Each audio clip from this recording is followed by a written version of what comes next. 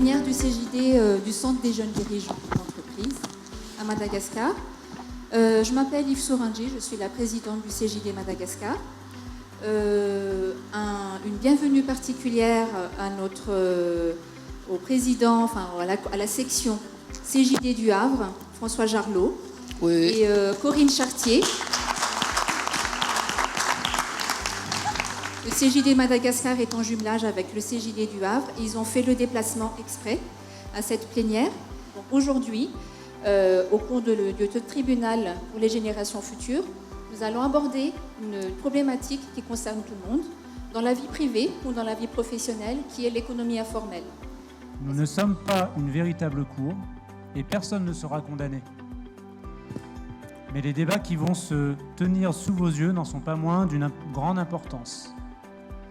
Au tribunal pour les générations futures, c'est l'avenir de l'humanité qui se joue. Et cet avenir, c'est vous qui allez le décider.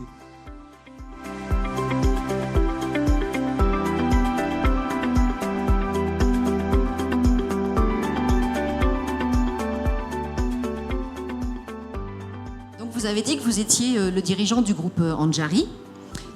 J'imagine que vous avez formalisé l'existence de votre entreprise. Qu'est-ce qui vous a décidé à le faire? Alors, l'entreprise est formalisée déjà depuis le début et j'ai suivi en fait à aller dans la formalisation, tout est inscrit, l'ENIF, Estat, etc. Pourquoi de un, pour éviter tous les contrôles fiscaux, ou on va voir aussi. Vous entendez, mesdames, messieurs les jeunes? Donc, se formaliser prend beaucoup de temps pour un entrepreneur, pour un dirigeant d'entreprise. Pensez-vous que l'on peut être plus capable de réussir dans des domaines d'activité une fois libéré des restrictions administratives ou bureaucratiques? Oui, c'est tout bénef. Pouvez-vous expliquer plus? On gagne tout, il n'y a plus rien à payer. Est-ce que vous pouvez nous parler des financements et des aides aux entreprises informelles comparées aux aides aux entreprises ou aux accompagnements qui pourraient être de l'ordre financier quand on est plutôt une entreprise formelle? Oui, d'après mes expériences sur les associations et sur les entreprises où j'ai travaillé, les bailleurs ont plus de confiance sur ceux qui sont formels. Par exemple, on arrive facilement à avoir 10 000 € quand on est dans les formels, mais on n'arrive jamais à dépasser ce montant-là. Et l'association ne sera jamais pérenne ou ne sera jamais autonome. Par contre, quand on est formel, on peut avoir jusqu'à 100 000 € pendant des années, ce qui nous permettra d'avoir beaucoup de projets de développement, d'aider beaucoup de gens, d'aider beaucoup de bénéficiaires après. Je vais me concentrer premièrement sur la taxe. Pensez-vous que tous doivent donc la payer? Oui, tous doivent payer des impôts, mais ça dépend de la capacité financière de chacun. Si quelqu'un a 1 million d'arrière, il ne peut pas se comparer à quelqu'un qui a 5 000 d'arrière. En fait, le fait de payer des impôts, c'est un signe, c'est un symbole qu'on participe au développement du pays, au financement de l'État, même si c'est 100 arrière, mais c'est 500 arrière. Déjà, quand on paie quelque chose, on peut demander des retours en contrepartie. Si on ne paie rien, on ne peut pas demander de retour. Comme si on va au restaurant, si on commande, on peut réclamer après. Et si vous ne commandez rien, vous ne pouvez rien réclamer.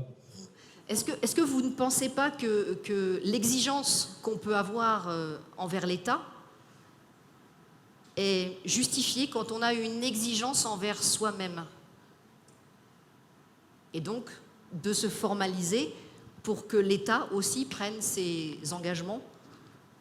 Madame la procureure, tout dépend de votre définition de l'exigence. Je vais vous donner 2 exemples très simples. Une entreprise qui emploie une dizaine, une centaine, qu'importe, pourquoi pas 1 millier de personnes, qui est enregistrée, qui a, comme le dit le camarade Louva tout à l'heure, son NIF, son STAT, qui est enregistré à l'OSTI, qui est enregistré à la CNAPS, mais qui a 95% d'employés payés au SMIC. Le SMIC, que je rappelle, est à 47 €. Comment voulez-vous vivre avec 47 € par mois? Est-ce que cette entreprise-là est une entreprise qui est exigeante envers elle-même. En effet, il ne s'agit pas là de dire si l'économie informelle est responsable de tous les maux subis par les entreprises, mais plutôt de juger de son impact et des freins qu'elle engendre pour le développement global de l'économie à Madagascar. Mesdames et messieurs les membres du jury, mesdames et messieurs, je me tiens devant vous ce soir pour défendre le secteur informel. Il est facile, Madame le procureur, de l'accuser de nuire au développement économique de Madagascar. Mais je vais vous montrer que, loin d'être nuisible, cette économie informelle joue un rôle essentiel dans notre économie. L'heure du verdict a sonné. Je vais maintenant demander aux 5 jurés de me suivre pour délibérer dans l'intérêt des générations futures. Et nous serons de retour dans 5 minutes.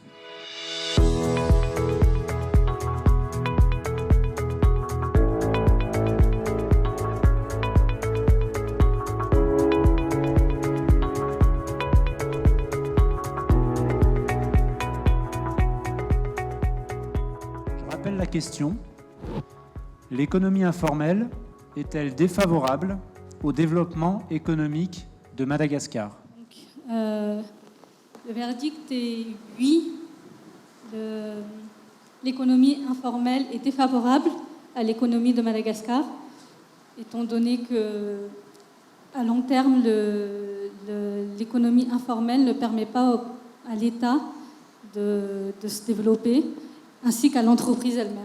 Pour ma part, non, je ne pense pas que l'économie informelle soit défavorable pour un pays comme Madagascar, parce que vous savez que plus de 90% de la population vivent sous le seuil de la pauvreté, donc il est difficile pour eux d'aller remplir des formalités ou payer des taxes et des impôts pour l'État.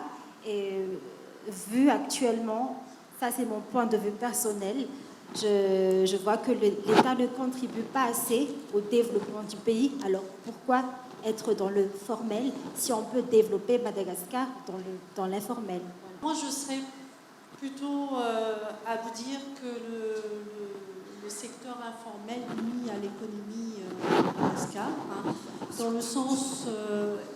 en fait, je pense surtout à ce que disait notre témoin de Sûr, de penser à un autre système d'économie qui serait adapté à Madagascar. Et pour cela, il faudrait commencer par cadrer là où on est aujourd'hui, pour que tout le monde puisse partir sur une autre base. Merci. Pour moi, tout simplement, participe à l'instabilité de l'économie du pays. Et surtout que si on continue, même si 90% des Malgaches vivent de ça, ce pays ne se développera jamais. C'est-à-dire que si on continue comme ça, même dans 10 ans, 20 ans, cette situation ne changera jamais. Donc le secteur informel fait régresser ce pays. Voilà. Merci. Mesdames, Messieurs, le verdict du jury est clair. Par 3 voix contre 2, il est arrêté que l'économie informelle est effectivement défavorable au développement économique de Madagascar. Mesdames, Messieurs, l'ordre du jour étant épuisé, la séance est levée. Merci à nos invités, merci au jury.